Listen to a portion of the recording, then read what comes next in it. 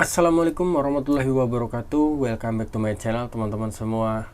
Oke teman-teman, di video kali ini aku pengen bahas tentang masalah seorang TKI Korea yang menjadi DPO atau daftar pencarian orang.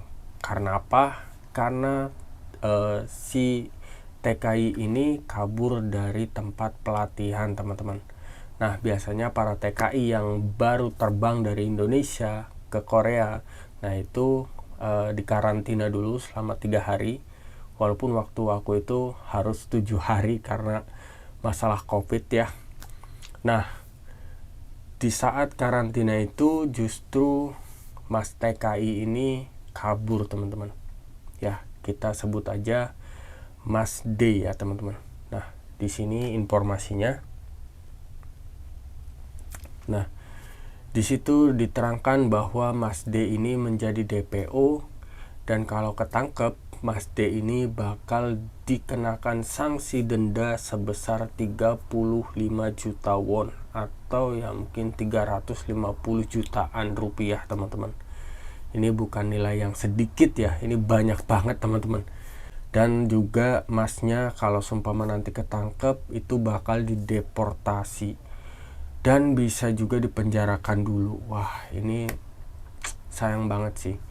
Ini jujur aku juga prihatin ya dengan masalah ini. Tapi aku nggak mau nyalahin Mas D terlebih dahulu, karena menurut aku ya teman-teman, Mas D ini kalau seumpama memang dia pemula atau dia itu baru pertama kali ke Korea sebagai TKI, dan BTW Mas D ini jalurnya jalur phishing ya, jadi dia ke bidang phishing bukan manufaktur. Nah, kalau Mas D ini pertama kali ke Korea, aku yakin Mas D ini nggak akan seberani ini, nggak akan senekat ini tanpa adanya orang yang mengajak atau orang yang siap menampung Mas D. Karena aku yakin banget dia nggak akan berani berkeliaran di Korea itu sendirian teman-teman. Jangankan yang ilegal gitu ya, atau yang nggak resmi. Yang resmi aja kalau seumpama kita tersesat di jalan, otomatis kita bakal panik, kita bakalan bingung. Apalagi kalau seumpama dia yang ilegal, otomatis buat ketemu orang pun dia pasti takut ya teman-teman, karena ngerasa dia seorang yang nggak resmi gitu. Nah, terlepas dari adanya ajakan atau memang adanya niat dari Mas D sendiri, di masalah ini bisa kita ambil pelajaran ya teman-teman. Nah, terutama buat teman-teman yang sedang proses ke Korea di Indonesia. Entah itu teman-teman yang baru mau belajar, entah itu teman-teman yang udah ujian, entah itu teman-teman yang mau nunggu SLC gitu ya. Nah, bisa kita ambil pelajaran dari Mas D ini teman-teman. Kalau seumpamanya teman-teman mau ke Korea itu memang harus benar-benar yakin, harus benar-benar kuat, siap mental, siap tenaga, siap fisik, siap semuanya teman-teman. Karena ya seperti Mas D ini teman-teman, sebenarnya di Korea itu, mohon maaf aku harus jujur, banyak teman-teman. Tapi dari awal aku nyampai di Korea sampai sekarang baru Mas D ini yang menjadi DPO. Aku juga nggak tahu alasannya kenapa, tapi mungkin karena Mas D ini terlalu berani terlalu berani dia ngambil keputusan untuk kabur saat pelatihan. Karena biasanya, wah aku sebenarnya nggak enak sih ngomong ini, tapi ya ini yang aku tahu ya teman-teman, biasanya teman-teman yang lain, rekan-rekan yang lain itu mereka datang dulu ke perusahaan, mereka bekerja dulu, mereka merasa tidak cocok, akhirnya mereka kabur. Ya walaupun seperti itu, tolong jangan dicontoh ya teman-teman, tolong jangan dicontoh. Tapi setahu aku ya seperti itu teman-teman. Tapi kalau Mas D ini nggak tahu sih aku, apakah Mas D emang sudah terniat atau memang ada ajakan dari yang lain. Tapi ya ini sekali lagi kita harus ambil pelajaran dari Mas D ini teman-teman, karena ya pasti teman-teman yang ada di Indonesia juga merasakan apa yang saya takutkan.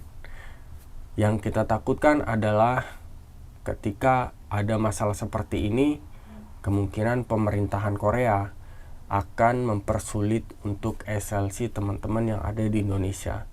Tapi mudah-mudahan tidak ya teman-teman, karena aku yakin banyak banget teman-teman yang benar-benar sungguh-sungguh mau ke Korea dan benar-benar pengen kerja di Korea untuk memperbaiki ekonomi keluarga. Nah, jadi buat teman-teman yang lain yang masih di Indonesia, silahkan yakinkan diri teman-teman dan pastikan teman-teman itu memang kesini untuk lillahi ta'ala, untuk bekerja dan memperbaiki ekonomi keluarga teman-teman. Jadi pastikan hati teman-teman itu nggak goyang, pastikan mental teman-teman itu kuat. Jadi setelah sampai Korea tidak ada pikiran untuk kabur atau menjadi ilegal atau menjadi swasta ya teman-teman. Walaupun mungkin teman-teman di Indonesia itu ada yang pengen ke bidang manufaktur, tapi nilai KKM-nya tinggi, terus juga mungkin tahun depan katanya ada skill test dan itu kayaknya berat gitu ya. Tapi daripada teman-teman berpikir ngambil alternatif ke fishing lalu teman-teman punya pikiran kabur, menurut saran saya lebih baik teman-teman belajar lebih keras lagi untuk bisa mencapai ke manufaktur teman-teman, daripada teman-teman punya pikiran seperti yang Mas D lakukan ini. Itu sangat merugikan teman-teman, karena ya banyak banget kerugian kalau teman-teman di Korea itu sebagai seorang yang ilegal atau yang swasta. Dari kenyamanan, contohnya ya otomatis kalau seumpama teman-teman swasta, teman-teman akan seperti terkurung ya.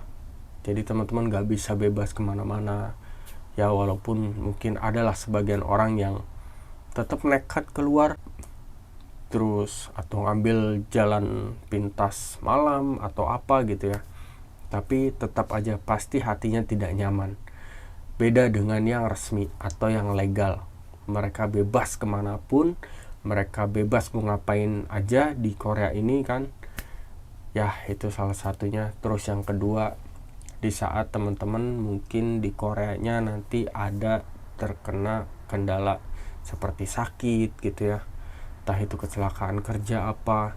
Nah, bagi yang swasta itu sangat merugikan teman-teman.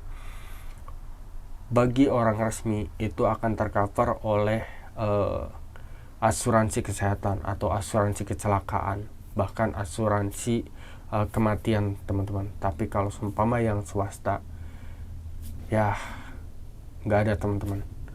Makanya saya sarankan lagi buat teman-teman, jangan sampai teman-teman pilih jalur yang ilegal. Jadi teman-teman pastikan aja teman-teman bisa ambil jalur yang resmi teman-teman. Nah, dan perlu diingat ya teman-teman, kita dari Indonesia ke Korea itu, apalagi buat teman-teman yang sama seperti saya, yaitu dengan visa E9, kita harus ingat teman-teman, kita ke Korea itu utamanya fokusnya itu untuk bekerja teman-teman. Jadi bukan untuk jalan-jalan seperti turis atau untuk belanja kemewahan atau barang-barang branded apa segala macam. Walaupun itu ya tidak ada masalah teman-teman. Mau teman-teman kulineran, mau teman-teman jalan-jalan, mau teman-teman beli barang-barang branded, itu tidak masalah teman-teman. Yang pasti harus diingat teman-teman, fokusnya yang pertama itu kesini itu untuk bekerja. Jadi kalau seumpama teman-teman ngerasa pekerjaannya itu berat ataupun gimana, ya memang di sini kita itu bekerja teman-teman. Fokusnya untuk bekerja, bukan untuk jalan-jalan teman-teman ya. Jalan-jalan bisa beli barang bagus, bisa makan ini itu adalah bonus setelah kita bekerja keras teman-teman. Nah, jadi itulah teman-teman ya. Jadi kita bisa ambil pelajaran dari Mas D ini, jangan sampai terjadi kepada kita ya teman-teman.